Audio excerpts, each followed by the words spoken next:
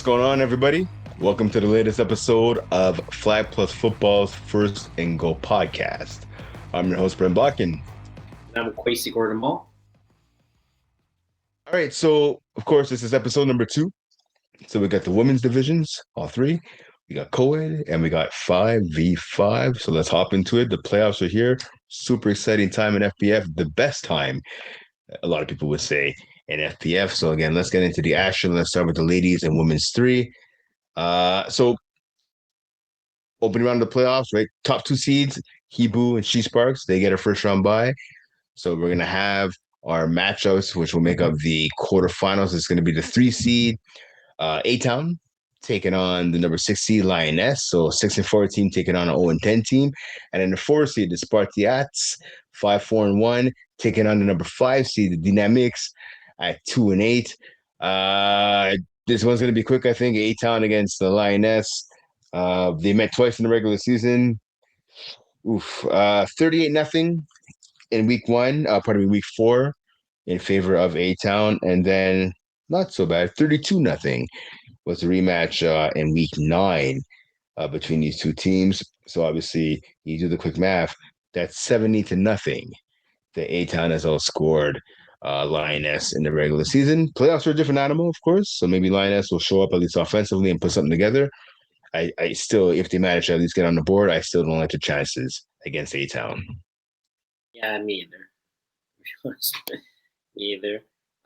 Again, it's playoff, as you're kind of saying, it is playoff, so it is, things do change, but I think A-Town's going to take this one pretty easy. Yeah, I mean, listen, I have no problem being proven wrong, but it's what it is. I don't think in this case I am. I had a chance to talk to head coach Terry Matrix yesterday. We were talking via text, and first of all, she told me to calm down because I was talking about how her team got their butts kicked, and they did get their butts kicked, 34-6 against the Hebrew last Monday in Saint Laurent. Not this Monday, the past, the Monday before, April 13th. I score kept that game. Yeah, they got their butts kicked, Tara. I love you, Tara, but you guys got your butts kicked. She was mad. Rightfully so. She hates losing. She's a winner in pretty much every aspect of life, and she's a fantastic football coach. But they got the bus kicked, so she said obviously that's good to get motivation for her team coming up in this game. Obviously against the Lioness, I hate to be on the Lioness right now. I don't want to predict a game. Like, that's not what I'm doing here. I'm not trying to predict who's going to win, who's going to lose, but I'd be shocked. I'd be willing to bet money if the A-Town would get the W in that game. So we'll have to see what happens against Lioness. Listen, you ladies hit the field, and maybe you guys can knock them off. Best of luck to you. But yeah, A-Town's coming in focused after that bucket they got at the hands of the Hebrew. So we'll see what happens again when they're taking on Lioness this Saturday. Yeah, and then we finished off with Dynamics versus Spartans, where they also played twice this season. They played week 1, where Spartans won 19-15, and then they played week 14. So they played week 1, week 14. So they played first week of the season and ended last week of the season, where Spartans actually won that game 39-12. So the 2 matchups that these teams played, Spartans got the better hand, and they won both of them. So I think, at least for me, what I'm looking at right here, like I think that the Dynamics, they're just gonna have to find some consistency at quarterback, right? They rotated a couple different players at quarterback. I believe it's gonna be Lori Cristofero as a quarterback, or whether it's her or Daphne Mondion. They got to protect the ball. Both quarterbacks combined for 19 interceptions and only 14 touchdowns. Again, that's combined, right? So they have to find a way to move the ball and protect the ball as well, right? To take it on the Spartans team. So we'll have to see what happens in that one. The Spartans, again, like you said, Quaysie, swept the regular season series 2-0. They're going to have to put the final nail in the coffin of their opponents again this Saturday. I believe that contest will be played as well. I'm also pretty sure that Dynamics is CCL. Let's go over to the ladies and women. So, yeah, just to kind of say, I'm pretty sure regarding their quarterback situation, I think they're just trying out 2 quarterbacks. For them, this is practice, right? They're building into their 7-on-7 season. I believe that just started last week, so they're kind of lock and loaded for that. This is kind of just a low practice for them. That's why they had I feel like that's why they had two quarterbacks playing. I think one played at halftime, and then they switched to the other one. So I think that's the main concern. But again, both quarterbacks did throw 9 INTs. The other one scored 10. So as you're kind of saying, you definitely want to try to make sure that you keep the ball at the other team's hands. But yeah, let's go to women's 2. Yeah, well, that's exactly it, 100%. Yeah. You can't beat a team if you don't keep the ball in your own hands. It's extremely hard to do that. Women's 2, man. So we had some blowouts. I score kept Valhalla against the Vanier Cheetahs. Valhalla, honestly, man, I had seen them once earlier in the season. I said, okay, not bad. They got beat when I had seen them play. They came out on fire. Mathilde Fortin had 101 yards, 1 TD. Homegirl Lori, 3 catches, 58 yards. She had 2 touchdowns. She had a pick 6 on defense as well. Lori dedicated that pick 6 to me, so I appreciate that, Lori. Although you lied to me, I'm mad at you, Lori. Lori's a liar. She promised me like a picture after the game, didn't get it. Sorry, Lori. But all seriousness, though, a big W. I came in really impressed. The team, like they were just going deep ball to deep ball. Sinika Kawet, she was unstoppable in a lot of those plays on offense. Valley Cheetahs, I mean, they had some opportunities. They had some opportunities. Their defense isn't as bad as the final score indicates. They have some really strong tacklers on their back end. I came away really impressed with some of the players on D. It's just they couldn't stop the deep ball. That's what really hurt them in this game was the deep ball. They couldn't stop it. But it is what it is. A decent season for the Vanier Cheetahs. Obviously not the way they wanted to finish, but they made the dance at least. And were able to make a little bit of noise. So better luck to them next year. But again, so Valhalla advances again 47-12. So the field right next to me was the Battle of the Cavaliers. Cavaliers beat the EB against the Champlain Cavaliers. That game was a blowout as well, 39-6. Every time I looked over, it seemed like the Cavaliers, BDEB, were getting like a big play. And the quarterback, Adriana Valente, 19-33. She had 176 yards, 1 touchdown, 3 interceptions for Champlain Cavaliers. The other side, Dahlia Charbonneau, she was on fire. 22-32, 233 yards. She had 6 touchdowns in the game. Every receiver caught at least 1 touchdown. So that's Leticia Faubert, Gabriela Desgagnés, Annabelle Caron, and Anissa Bushmella. They all caught at least 1 touchdown. The defense was great as well. Yasmin Aljane had 2 INTs, and Prunell couldn't have had an INT as well. Their defense really came to play, and it shows by the final score again, 39-6. We had a shutout.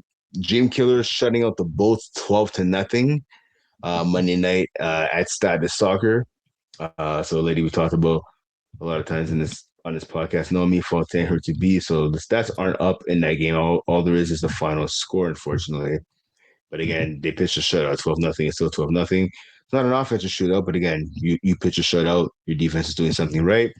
Final game, close as well. It was a 19. Sorry, it's not working right now. 19-6. I want to say was the final score. Yeah, 18-6. Pardon me. Wolfpack over Sorority. Monday night as well. 12-6 lead at the half for Wolfpack, and they kept their opponents off the scoreboard. 6-0 in the second half. So shout out to the Wolfpack veteran team getting the win. Mary Fournier, 180 yards and 3 touchdowns. And that performance, Elodie Simoneau had 2 INTs on defense with 3 pass deflections. So she led the way for her team defensively. Kind of surprising that Lasorte didn't score any points with Claire Baudouin at QB. Usually she's like the second backup quarterback that usually runs between Cayenne's. Remember, Cayenne's the women's 1 team. So I'm surprised she was able to score at least 1 touchdown. She didn't really have the best performance either. She went 8 for 27, 61 yards. Oh, sorry, she had 1 touchdown. She had 1 touchdown. Sorry, I meant to say I'm surprised she only scored 1 touchdown. She didn't score anymore. And 3 INTs. So, and also a stat line for 8 for 27. It's kind of odd to see. But again, shout out to Wolfpack for making it difficult for this La Sortier as offense and be able to win 18-6 and moving on to the next round.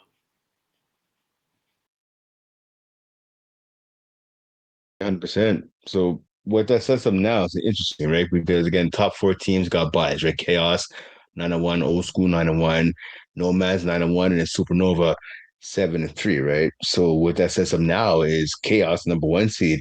They'll be taking on Valhalla. Next round of the playoffs, we'll have Old School, number two seed, taking on Wolfpack, number seven seed. We'll have the number three seed, the Nomads. They're taking on Cavaliers BDEB. I'm actually really excited to watch that game.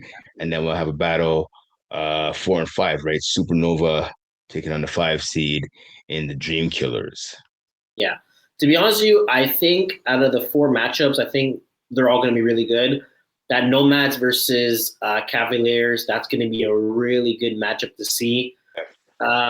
Old School versus Wolfpack, I think that's also going to be a really good matchup. Again, it's kind of a blend. I feel like these two teams are kind of similar towards each other. So it's going to be kind of interesting to see them playing versus each other. They kind of, other than their defense, both teams scored about the same thing. Wolfpack scored 203. Old School scored 204. Defensive-wise, Old School's defense is a bit better. They only allowed 126, when Wolfpack allowed 195. And then we're looking at Dream Killers versus Supernova. Again, I think that's going to be two powerhouses offenses. Again, Supernova scored 301. Dream Killers scored 343. So both teams are kind of averaging 30. And then defense 172 and 174. So they're both averaging around 30 points per game and only allowing 17 points. So again, that's going to be a real matchup. And Chaos versus Valhalla. I think this is going to be the only matchup where I think it's going to be one-sided. I want to say Chaos is going to just completely win this game without ease, unless Allison ends up throwing some INTs that she shouldn't have. But I think they should walk. I think they should walk away this game pretty easily. It's funny because I look at that game, right? These two teams met all the way back in week 2, right? January 11th. So that's a long time ago, obviously, right? Chaos with a 20-0 win in that game. It was a 7-0 game at halftime, and then Chaos added 13 more points after the break. So Kim Lau Lorraine had 3 INTs in that game, whereas Allison Sobel had 3 touchdowns along with an INT in that game. These two teams, totally different teams now than what they were then. This is essentially going to come down to who's gonna turn the ball over more? Will it be Kim Lau Lorraine or will it be Allison Sobel? Obviously, the first game went to Allison and her team Chaos, right? I will say in that game, I don't believe Lori Willette didn't play for Valhalla in that game. No, she 100% did not play, and that's huge. If you have Lori on your team, Lori can make plays on both sides of the ball, right? So having Lori there, and Lori's played against Chaos multiple times in the playoffs, right? So, and I believe in the fall season, I can't remember the team Lori's playing on, but she played against Chaos. Chaos got a late W to advance, I believe, to the finals, actually. I'm going to go back and check to see what team she was playing on, because God knows Lori plays on a million different teams. And I know she's tight with some of the girls on Chaos, especially Emma. But having Lori there in this rematch is going to be huge for the squad for Valhalla. Again, I came away really impressed with their team. They had the speed to match up with Chaos. I don't think they have the intensity or the physicality that Chaos brings, because that's one of their trademarks, right? But I think it should still be a tight game between those two squads. Yeah, I wouldn't say it's not going to be tight.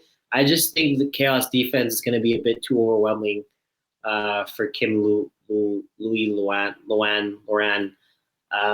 for her to be comfortable making a certain amount of throws. Like this year, she didn't have the greatest season. She didn't have the worst season. She threw for 7 games, 1,269 passing yards, 12 TDs, and then 12 INTs. So in each game, she's throwing about 2 INTs, and her completion rate's only 54%. So not the and QBR rating 65.4. So not the greatest results. Where I think if they want to win this game, she's gonna have to have a perfect game. Our hope Allison throws like 4 or 5 INTs. I just don't think Villalba has a defense to kind of force Allison to make certain throws that way. So I really think it's going to be on Kim to kind of play slower ball, I want to say, and focus on throwing the ball, focus on not throwing as many INTs and keeping the game in reach where you're pretty much hoping that Allison makes the mistake and not you. That makes sense. Right. I think I'm calling 2 upsets. I think Dream Killers are going to knock off Supernova.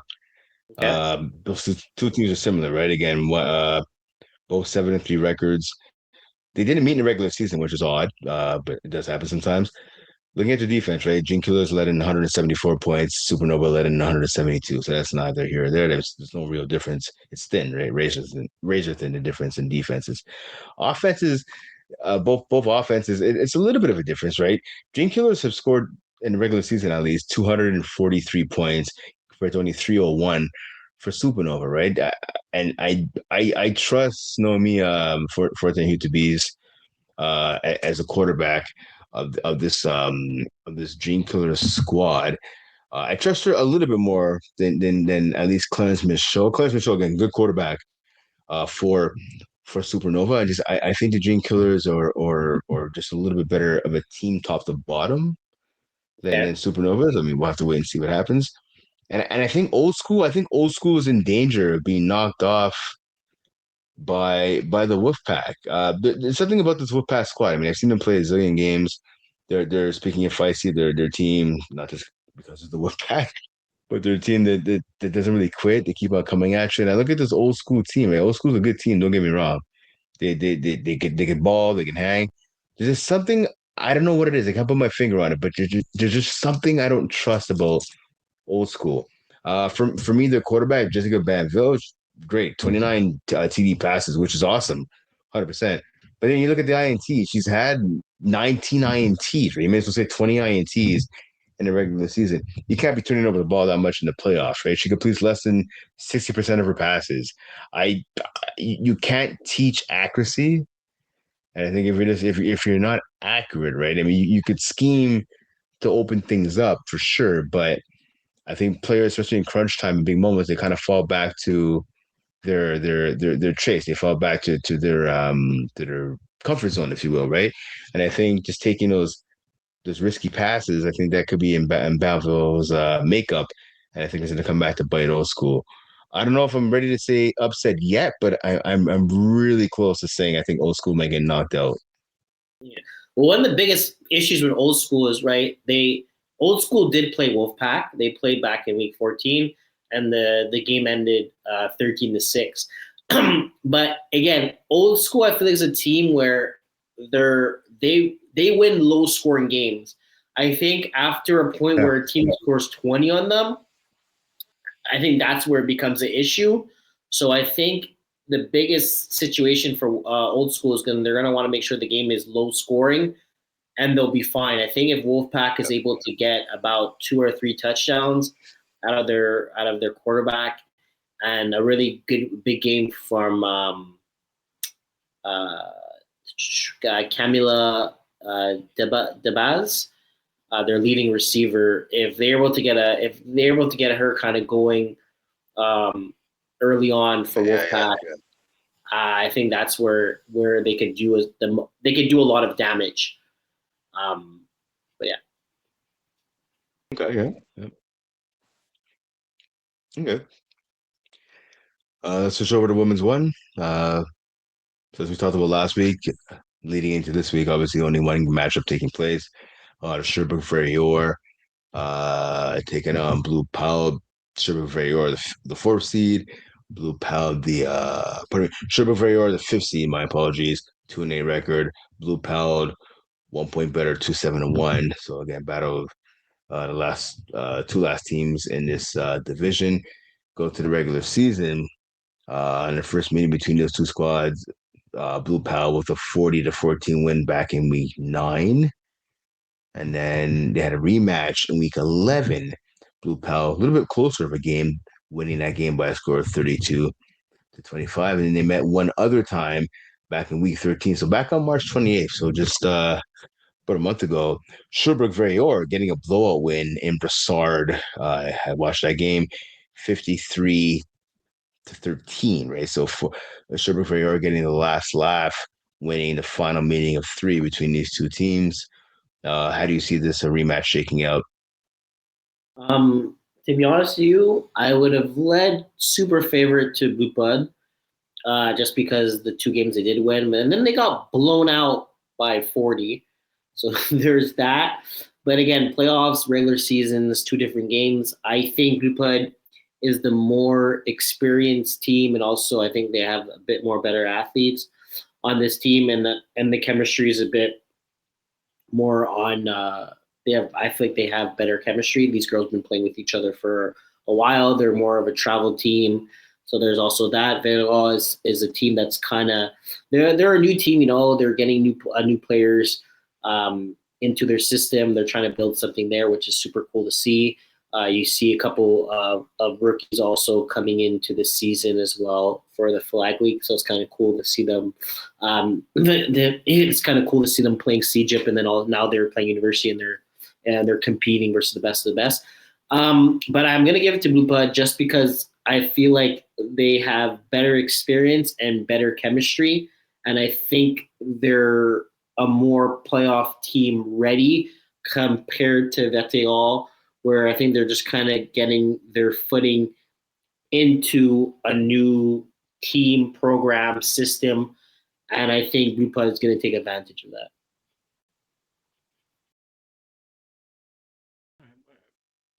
Fair enough. Again, best of luck to all those teams playing, and women's one, of course, teams like Cayenne, obviously Sub-Zero, Matrix, and that they'll be waiting to see the winner of Blue Pound and Sherbrooke. See who gets who next in the next round of the playoffs. Let's go to Co-Ed 3. So Co-Ed 3, there's actually, well, two games happened last week in Co-Ed 3.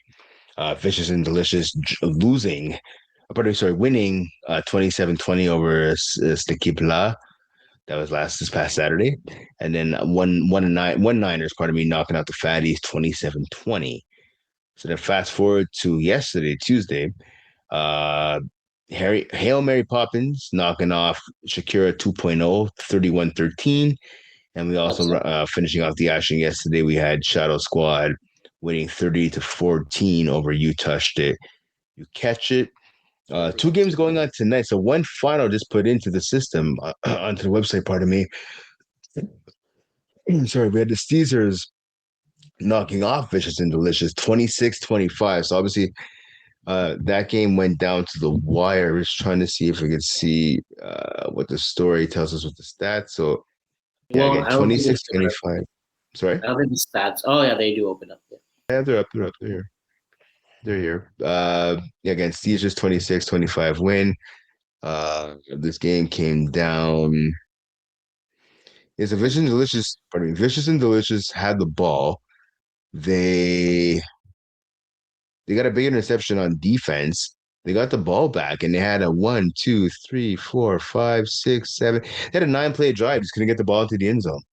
Yeah, So they had plenty of time to just they were pretty close to.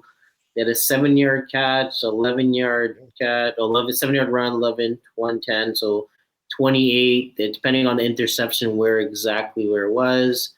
They're probably red zone or very close to it. So that last play that they did on 4th down, pass completed, that was probably very close to score a touchdown. I want to say incomplete, 3 incompletes by the quarterback, and then the last play was 10 yards. So it had to be. I don't want to say it was a Hail Mary, but they for sure were pretty close to scoring, and unfortunately, they were just a bit short. Yep. So, not sure yet what that sets up because again, there's one game that hasn't happened yet. It's going on right now. That is it's the Niners against the Padawans, right? So that's taking place. That just started 10 minutes ago in Chateauguay. So maybe by the time we sign off, maybe there'll be a winner, but I doubt it. So I have to update that. But I know right now, looking at the standings, so the 10th seed Hail Mary Poppers, like I said, they advance. Ninth seed Shadow Squad advance, and the fifth seed, pardon me, the Steezers advance. Right. So of course in this division, it's the top four teams get a bye. So that's Pick Artists with the number 1 seed, number 2 seed End Zone Cartel, number 3 seed Dream Killers, and number 4 seed Shaquille O'Neal. Those teams again. Those first 3 teams finishing 9-1, and then Shaquille O'Neal finishing 8-2. They have the bye to the part of it to the second round. So depending on how things work out, we might see first round matchup between Shaquille O'Neal and the Steezers. But again, we have to wait and see between the game between the one Niners and the Padawans. And that matchup with those teams is one Niners are the 13th seed, and Padawans are the 6th seed. So I have to see Yeah, what happens. it's And gonna that be Padawans again favored. it's Sorry. gonna be as you were saying. I was saying it's gonna be depending on that because if the Niners do win, they end up going in as the 11th seed or 13th seed, and they will play the number 1 seed. So it's really going to be depending on that game. I want to give a shout out to Alex Blais from the One Niners since we're kind of talking. Sorry? It's my guy, Big Play Blay. Yeah, so he's the now record holder for most catches in a season. He had 99 catches, so shout out to him. He just beat the number. He beat the second guy that was on 98, so just beat him by 1.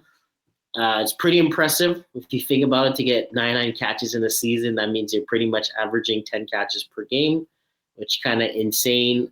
694 yards and 7 TDs. So I also believe he won rusher. He also won receiver of the year in Quad 3. So just a little shout out to him for his award, and also shout out to him being the new record holder for most catches in a season. I'm not giving any shout outs to Alex. Lazy Alex can get 100. You really can get 100 catches, dude? Really? Really? Come on. Can he get 700 yards? Lazy play. Lazy play by Blay. Horrible. Horrible. All right, I'm just messing. Nah, congrats to him. Obviously, that's a huge regular season. Again, hopefully he can lead his team far, maybe to a championship here in the postseason. Again, good guy, Alex Play, 100%. Yeah. Okay. All right. So let's switch over to COVID. Yeah, COVID 2 here. So COVID 2. So we had it. Yeah. I just want to because I actually got to see some of these games. Michael Scott Tots took out Shark Attack, so big game for them. They were pretty happy about it. Shark Attack did not perform as well. It was just not their day. Then Injury Reserves ended up beating Sour Patch Kids 20-19. So that was the wild card. That was the wild card game. So you had one upset on one side. One upset on the later close. Sorry, one upset from the Injury Reserves, and then Michael Scott Tots was the higher seed going into it. But then moving on to the divisional round, we had 4 teams play, and every favorite team going into this game. So you had, I want to say, the 5th seed, 6th seed, 7th seed, and 8th seed. They all lost. So I think this is the first time where we see 4 favorite teams or 4 higher seeding teams all lose in the same round. Yeah, it's pretty remarkable. I'll tell you that. Pretty remarkable. Yeah. So we actually got to see my end of the game, Michael Scott Tots, where I was kind of like I was in Chateauguay, and I got to see Kenny. He was kind of there, and he was like they were pretty much soaking up their win. They were super happy about it, you know. For a team that's coming into the playoffs as the 11th seed, they had to get out the divisional. You had to get out the not the divisional round. I want to say it the wild card round. So they got out the wild card round. They beat Shark Attack, and then all of a sudden they have to play. We thought they were Snacks. Again, we thought they were Snacks as a 6th seed. So they knocked out the 6th seed, and now they're on their way making a playoff push. And also for the other teams, you know, as well. Where you had Tea Party beating up Maverick, so they won 26-20 there. And then the injury reserves taking out Mixolodge, so kind of the defending champs for the past 2 years in Quad 2. They ended up losing that game. One thing I do have to say, and I'm not being biased or anything like that, they did play with 2 guys and 4 girls. So that was pretty much a big advantage for the injury reserve. The fact that Mix and Lodge were kind of one guy down, and fortunately for them, they still got to play with 4 girls. So there's that. But injury reserves got the last laugh and got the win. They actually scored 0 points in the second half too. So Mix and Lodge was kind of was driving in the field, scoring touchdowns, making stops, but they weren't able to make that final stop. So they got a win there. And then Kamikaze getting a huge win versus no pads, no helmets, just balls, where they got to get a huge win, beating out the number 8 seed. So the team right above them, and now they got to go into the next quarterfinal round. Got into the next quarterfinal round. So congrats to them. Solid W, and obviously a big way to advance in the postseason. Congrats to all the teams that got W's. Yeah, so looking at it here, man. I mean, a lot of intriguing matchups taking place, like you said, right? All the favorites get knocked out. It doesn't happen often, but this is that case right here. And again, this is why we say throughout the regular season, when you get to the playoffs, throughout the regular season, numbers don't matter. You got to go out onto the field. Part of me and just win the game, and obviously the underdogs took that advice to heart, and here we are now, right? So I mean, it's wide open. I think this division is completely wide open. Yeah, exactly. To be honest with you, we do have, again, don't get me wrong, you still have those top teams: Venom, Beirut, Back That Pass Up, Block Party, top 4 teams. Venom. We get some decent matchups. Venom versus the injury reserve. That's going to be an interesting game. There's a reason why Venom is the top team. So I feel like a lot of these top teams are also pretty happy that a lot of upsets happen, because they probably feel more comfortable playing a team that didn't win 5 games this season compared to teams that like, again, Mixolage, defending champs. We thought they were snacks. A quarterback like Alex, that's kind of doing what he's doing in Co-Ed 1 and Co-Ed 2. Now they don't have to go through those matchups, especially rushing wise as well too. Those are 2 teams where they have decent quarterbacks that can run the ball. Yeah. So going into more of a matchup like Venom versus in the injury reserve, Michael Scott Tots playing Daewoo, Tea Party. Sorry, I forgot a team. Injury reserve is playing Venom. Sour Patch Kids got knocked out. What am I missing? Anyways, Tea Party's playing. Who's Tea Party's playing Block? No, sorry. Tea Party's playing Back That Pass Up, and then Block Party is playing Kamikaze. So those are going to be the 4 matches. Those are going to be the 4 matchups going into the quarterfinals. That's going to be coming soon. It's not out yet because of, again, playoff conflicts, but it should be out soon.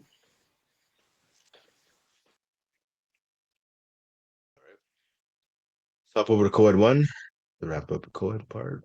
Look at the schedule here. So we have playoffs, so quarterfinals. So where things start off. So it's going to be Laguerre Took taking on the Silly Geese. So Laguerre took the 6th seed, Silly Geese the 3 seed. And then the other matchup we're going to have is Fit Squad taking on the IG team. Fit Squad is the 5th seed. IG team is the 4th seed. So about a 4 and 5 and 3 and 6. To kick off the playoffs, of course, in this division, we have the top 2 teams.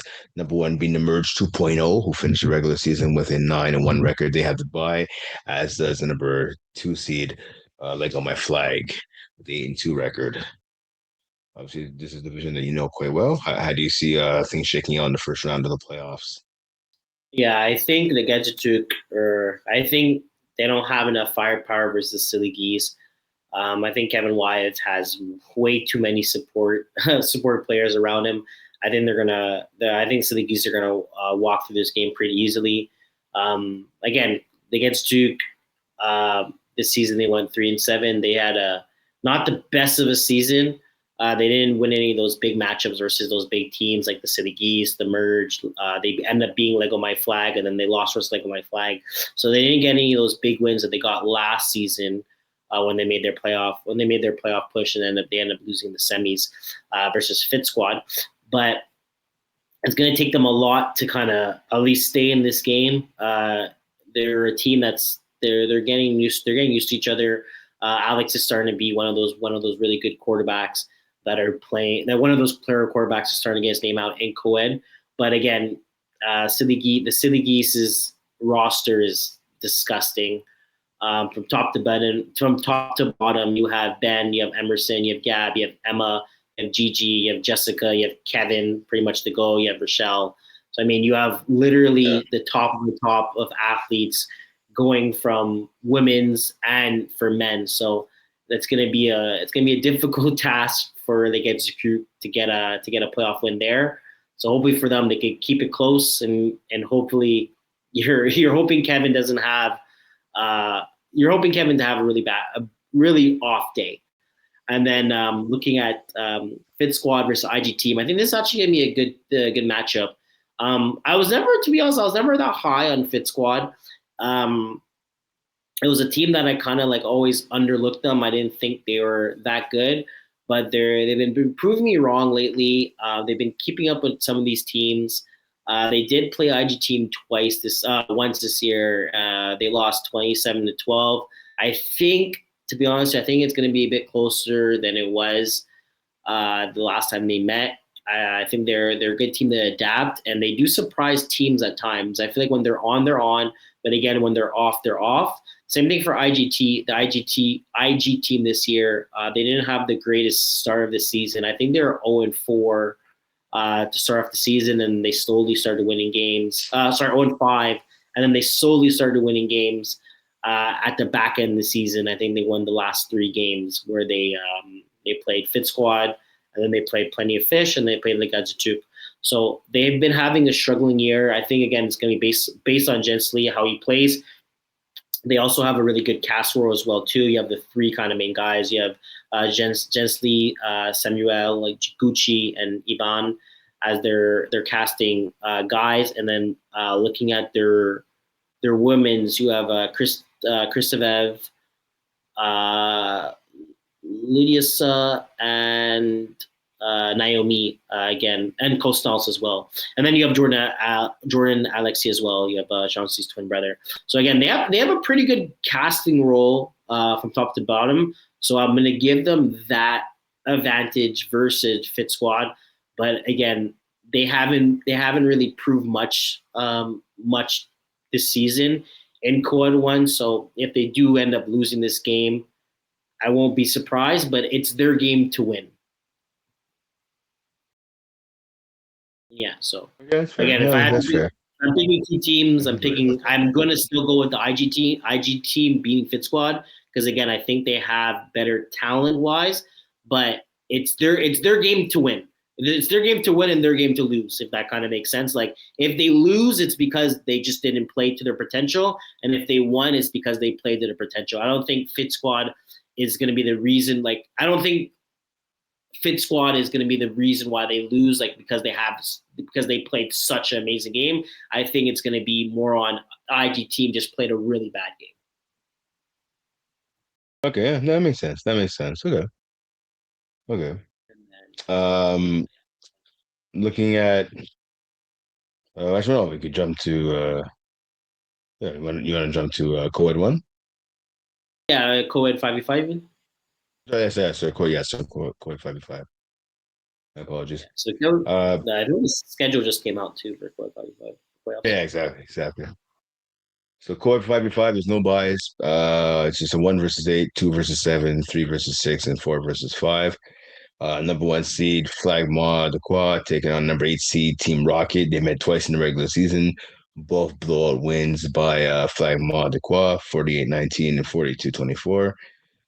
Looking at the matchup between the Spicy Braves, who are the number 2 seed, taking on Nice to Meet You. Braves winning that one close game back in week 13, 38-33. So your team Airbuds, obviously you guys are the number 4 seed, taking on the number 5 seed Gundam.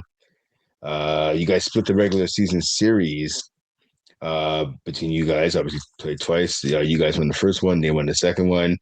And final matchup, the 3 seed Maple Syrup taking on the 6 seed ATs and Dummies.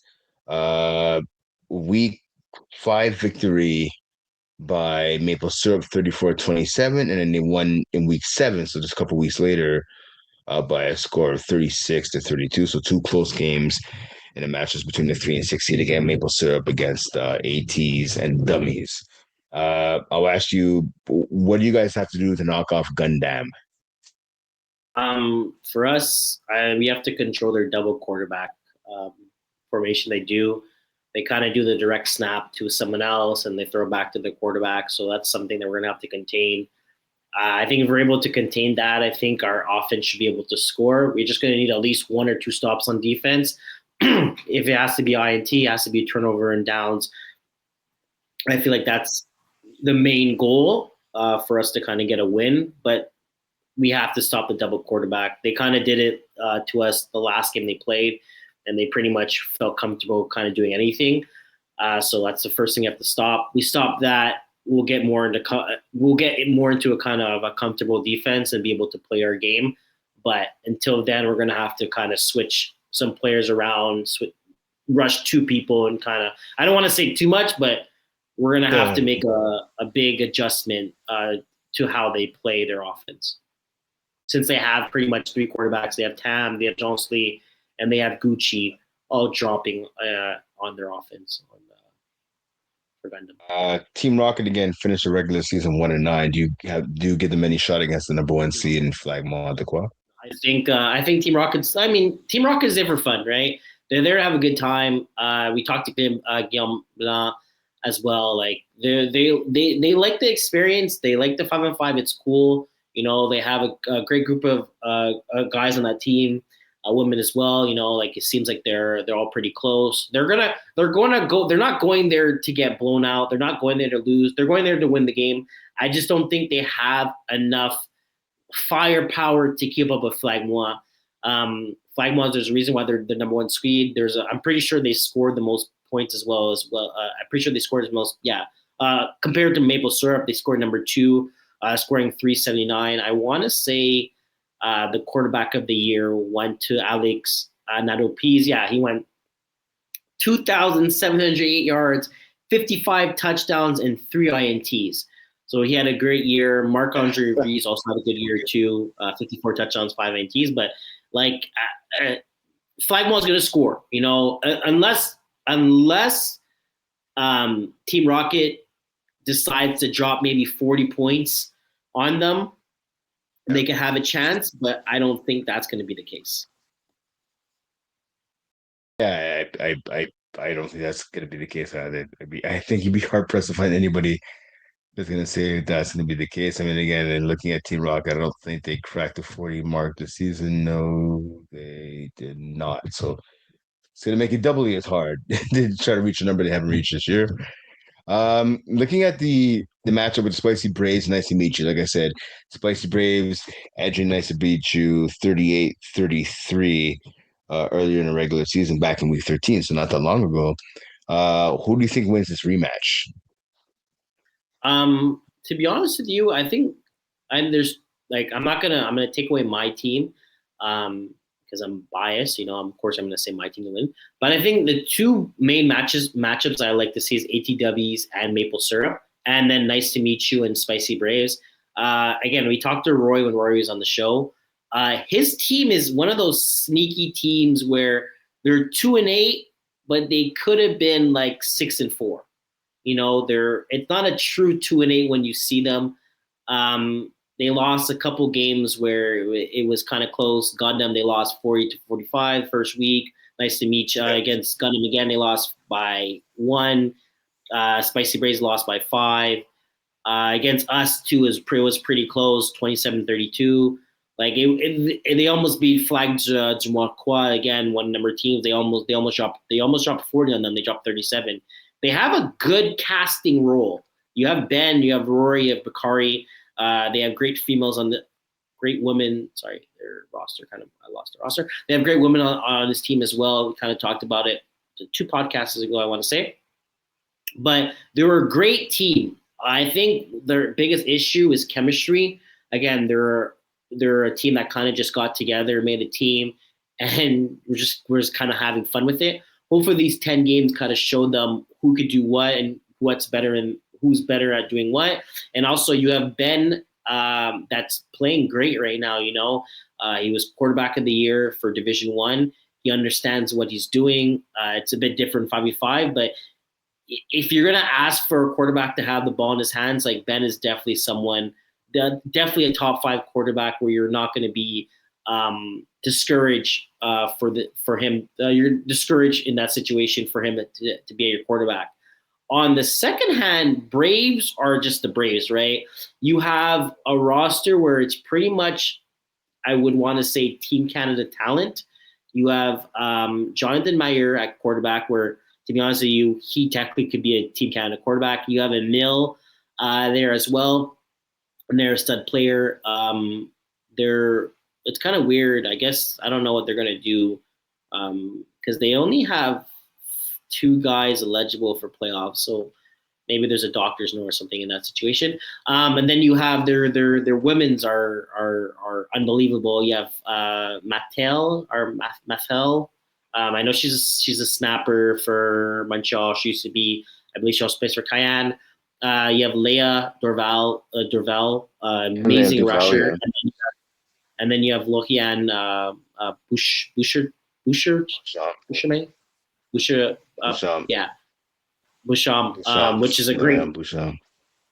which is a great two-way player. I think she's probably one of the best two-way women player on that team, So and she also played at one point. I think she played Division 2 or Division A or B. I think she led. I think her and Mayer had the combination where she led receiver of the year. So insane talent on that side, So it's going to be a lot for Nice to Meet You to get a win there.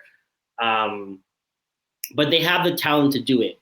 If you're going to ask me, like, who's going to win, I'm going to say Spicy Braves. But I won't be surprised if Ben and his squad could pull up an upset. Yeah, all right. We're going to have to wait and see what happens. 20 words or less. Who are you picking? Maple syrup or ATs and dummies? 20 words or less? Yeah. Who are you picking and why? Yeah, 20 words or less. Can you do that? Yeah.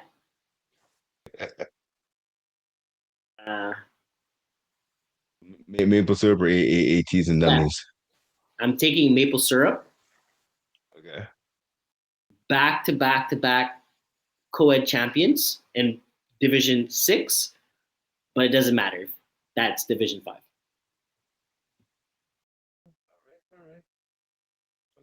And I'm excited to watch these games. Like this is going to be really interesting. I do for sure, right? A 5v5 co-ed. I think that's going to be the best matchup, though. I think maple syrup and ATWs. I think that's going to be a really good matchup. The only thing that kind of scares me is Sarah Parker at quarterback, and depending who's rushing her. Sarah Parker is an amazing quarterback. I just think timing-wise is a bit different when on height-wise rushing you and speed-wise rushing you. I think it's when you throw a really tall rusher at her. Again, she not kind of panics, but she doesn't have her reads that she likes to have. And also when you throw a very fast rusher at her, she doesn't have as much time to make her second or third read, where usually she gets to throw the ball over top. Yeah. And she doesn't have the chemistry with a lot of the guys as well too that are doing the deep routes for her, right? So it's kind of like she's holding the ball, but she doesn't have the time to hold it as much as she would like to. Guys are coming way faster than some of the women's that she usually plays in. And it's like the ball has to be thrown, and sometimes the throw is not exactly where it should be, and it becomes an interception. And it's like if she was able to wait maybe 1 or 2 seconds to put in a better spot, it could have made a whole difference. Yeah. Well, so speaking of speedy rushers, I think Marc-Andre Reese is going to be the rusher. Okay. He leads. I've seen him play. He rushes more often than not, and he leads the team with 4 sacks. I think it's going to be him. So that's Okay, that's gonna so be that's tough. gonna be. But Yeah, again, that's that's my maybe that's my sorry. game of the week. That's my that's All the right, game of the week. I think all all right. season well too. The games are pretty close, and I'm excited to see them play in the first round. So you're gonna see game between Sub-Zero teammates, right? Sarah Parker, who you mentioned, I'm seeing Jasmine Farmer, right? One of the top players on Sub-Zero squad for the last couple of seasons, playing Yeah. with Maple Oh Syrup. So, unfortunately for Jasmine Farmer, I believe she tore ACL. ooh, okay, geez, She's not. okay, Yeah, she's not going to right be then. there. But Well, that settles that then. Okay. let's go All right. to intermediate. So what? So when did she tear her ACL? So I was looking at the regular season, and she played. She 2 weeks played any ago. game?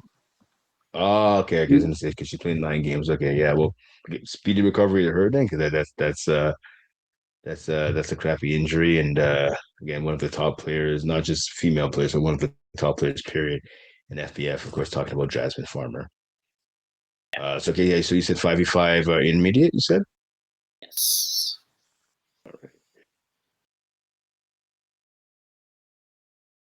Looking at the Games are schedule set here, up. yeah. So Oh, we that's had cool. That's hilarious. You have Team Quebec playing versus Team Quebec. yeah. I've seen one of the regular season games between these two teams. It's fun. Fun. So okay, first round of the playoffs, right? Starts the action's taking place Sunday in Chateauguay, all 4 games. Yeah, Team Quebec U16, Team Quebec U18, Hungry Hippos, Red Zone, Green Monster, Flag Zone Lie, and then to wrap it up, it'll be late bench warmers against Flag Avengers, pardon me. Against Sunday in Chateauguay. Yeah, it's gonna be I to be honest, I think the first round is gonna be one sided. I think the top four teams are gonna get out pretty easy. Flag Avengers, I think they're gonna put a beat down on the bench warmers. Team Quebec's gonna beat Team Quebec. Flag Zone Y is gonna take away Green Monster and Red Zone versus Hungry Hippos. I think that's gonna be a close game, but I think Red Zone's gonna be able to take the W for that game. I'm excited. Game of the week. I'm excited to see Red Zone versus Hungry Hippos. I think that's gonna be the most less one-sided game, but I think the other 3 games, I think it's gonna be clear-cut winners. And then we're gonna have I think we're gonna have the top 4 teams going into the semifinals.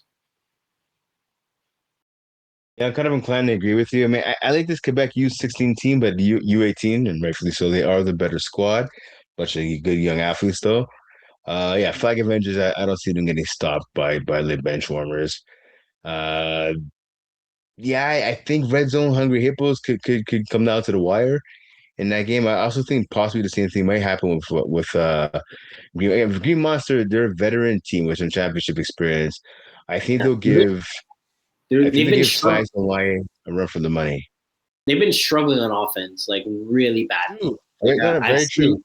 Very I've true. seen them play a couple games there. It's not the. I feel like it's not the same Green Monsters that we're usually likely to see. And I think just this year again, they scored 166, allowed 316. They're averaging 16 points per game. There's no way they're going to win a playoff game allowing 16 points per game. And there's no way that Flags don't lie isn't going to score at least, I want to say, 3 or 4 touchdowns on these guys. So, Yeah. No, I hear you. I hear you. Yeah, missing a lot of the regular guys. Want to give a shout out though to Darnell. Darnell Kibis Riley. I took out my bike last weekend. It was a beautiful Friday and Saturday. Took out the bike down to Old Montreal. Biked around for about an hour and a half. I ran into him down in Old Montreal. Just had a chance to say quick what's up. So I mean, obviously, he won't be eligible to play in the playoffs. He's only played 1 game, but yeah, a lot of the usual suspects for this team aren't around this season for Green Monster, so that definitely could explain, like you're talking about, some of the struggles. But again, you have to get on into the fields, and maybe I don't know. They still do have some veterans on the squad. Maybe they could put something together. I don't expect them to win. I'm not gonna lie. I'm not calling for a win, but I think they'll have a better showing. They can maybe at least give Flags Don't Lie a bit of a run, but again, we'll have to wait and see. And the action starts this Sunday in Chateauguay for 5v5 intermediate. Finally, it's let's wrap things up. yeah. 5v5 competitive. Yeah, so for competitive, the schedule's not out yet. Again, there's some conflict issues for some teams playing today, some teams playing tomorrow. So we want to make sure that no teams are playing at the same time. We do have the matchups we kind of talked about before. We have number 1 seed versus 8, 2 versus 7, 3 versus 6, and then 4 versus 5. I believe this takes place this is it this Saturday or next Saturday? I think it's next Saturday, to be honest. I think it's the 29th, these teams, the first matchup plays. So to be honest with you, let me double check. But I think it's next Saturday that these teams play.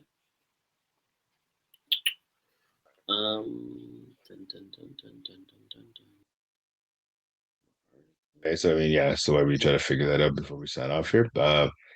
I would say if you're looking to get into FPF, whether you're someone watching this podcast or you've heard about this league through a friend, through a family member, or just have come by one of the fields and seen us playing, there's still time to join the upcoming spring season. You can do so by going online to FlagPlusFootball.com to sign up your team if you have a team, or sign up yourself as an individual.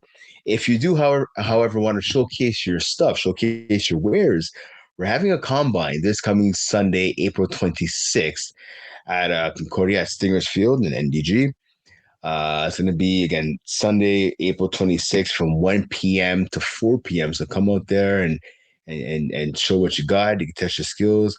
I know last year I attended the combine last year, individual combine. Same thing in this winter season. In preparation for this winter season, we had a combine as well. People were catching passes, throwing passes, obviously, showing their coverage skills. I know last summer, there was a 40-yard dash. There was reaction time tests in that. Little corner shuttle runs as well. So it's super interesting. I think there was like a long jump in there as well. So yeah, come out if you want to register. Again, it's at the individual combine is April 26th. That's this coming Sunday. Also make sure at Concordia. Also make sure to join the FPF Facebook group. Again, if you want to find out information like this, right, about the combine, about the new upcoming season, right, what's going on, the comings and goings of FlagPlus Football, make sure to join the FPF, the FlagPlus Football Facebook group. Again, you're a player looking for a team, or you have a team, you need some injury replacements, or you left a pair of cleats, you left a glove, you left your ball or flags at the field.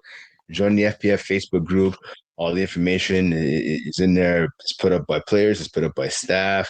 That's a good way to communicate with other teams, communicate with other players, communicate with the league as well. And like I said, don't forget to register online for the upcoming spring season. Registration is filling up quickly. There's only a couple of spots available, so FlagPlusFootball.com. Make sure to do that. And don't forget the road show May 16th and 17th down in Brossard at the Complex Sportive CN. The games will be broadcast live on Facebook Live, and also be on YouTube on FlagPlus Football's YouTube channel. And the finals, obviously, it's a unique experience, right? Championship glory and all that stuff. That's fantastic. That's one part of it, right? The other part, right? Our amazing production team, our amazing production crew. They give you guys great shots, great footage of all the games. There's also instant replay, right? We only have that in the finals here in FPF, but even though we have it only in the finals, we do it better than anybody. We have instant replay. So did that player get a foot in bounds? Was that really a catch? You know what I mean? Like stuff like that. So was that offside? So we have instant replay during the finals. And again, it's a big thing. You come out in person, the Complex Sportive CN, to enjoy the experience. If you can't, like I said, you can watch the games on Facebook Live and on FPF's YouTube channel. Yeah, which is it's a really good, it's a really cool experience. So for Competitive 5-5, they actually play next Wednesday. So just to kind of look at the matchups, Party Crashers play Blue Dry. I'm going to give it to Party Crashers. They've been playing great this season. That defense is not to joke around with. I think they're going to be way too overwhelming for Blue Dry. Do you want me to keep going, or do you have something to say about that matchup? Keep going. Go for it. Yeah. I'm going to give it to Party Crashers on that first round, 1 versus 8. Braves versus Montreal Magics. Again, Montreal Magic isn't the same team that we kind of saw last season. They end up losing AJ this season, also Jean Sleep. So they lost two of their main guys. They did bring Isaiah Alar to come in there, try to help support. But right now they're just struggling. You lose one of your top receivers on offense, and then you also lose one of your I would say maybe second top receiver, maybe third, besides from Felix. I think that's one of their big targets. But you also lose two great defenders as well too. So they kind of been struggling this year. So I'm hoping it's going to be a close matchup than it was from the past two games that these teams played, where Braves kind of just put a beat down on them. So we're going to have to wait and see. Then we got Raw Dogs versus Naproxen, where last time this team played, Naproxen got the W. Raw Dogs end up going overtime. Raw Dogs went for one, got it. Naproxen was forced to go for two, and they end up getting it, and they end up getting that win. So it was a big win for Naproxen. We get to see a matchup over there. I'm pretty sure Raw Dogs are kind of looking forward to it. And Naproxen is also looking for it to kind of put their name out there and trying to win their first FPF playoff round. And then we got a rematch between KGP Elite versus FlagPlus Football. Last time these teams met up, KGP actually got the win, winning 40-34. So it was a big shootout. Again, as a KGP Elite member, I'm excited for this game. We're definitely gonna make sure we're prepared because Flagma is a team not to kind of under-rest. Even though we got to win last time, it was a well-earned win. So I'm excited for this matchup. Am I happy that this is the matchup we have? Not really. I would have preferred to play, no disrespect, I would prefer to play versus Naproxen, our Blue Drive. But at the end of the day, we finished as the fourth seed. Yeah. They finished as the fifth seed. And you got to play who you're matched up against. So really excited to see most of these matchups and to see who's gonna get into the semifinals. Again, one thing I do want to mention is that this is pretty much the top of the top competitive football you can ask for. You have bench of members on Team Canada. You have former CFL players, former U Sport players, up and down, athletic wise, everywhere. It's to a point where you probably can't get this much good competition all over Canada. The US a bit different. There's some good leagues, but if you're looking for really good talent, and if you're looking to play in if you're looking to play in really good talent, or even to watch good talent, like 5v5 competitive FPF pretty much has it. That's the place to be, 100%. 100%. Yeah. So it'd be interesting again, like you said, Flagma on the sack, KGP. I mean, you guys are both veteran teams, a lot of championship experience. Cutler against Nato. Please see who gets the W in that game. Should be a good one. As will all the rest of the playoff games. All going to be top to bottom. Expecting some top-notch games tonight and in the coming days for all the divisions. Again, co-ed, 5v5, women's, and so on and so forth. Right? Again, playoff time's what it's all about. That's why we're here. And that's why you guys are watching the show, right? To find out, to get the latest scoops, and to see, and in some cases, our predictions as well for the postseason. I'm starting to lose my voice. I apologize. So on that note, I'm out of here. Thanks for tuning in again. Latest episode of the FlagPlus Football's First and Goal podcast. Again, playoffs are here. Super exciting. We'll have all the recaps for you guys next week and talk about the latest round of the playoffs. I'm Brent. He's Quaysie. Have a good one. We'll see ya. Peace.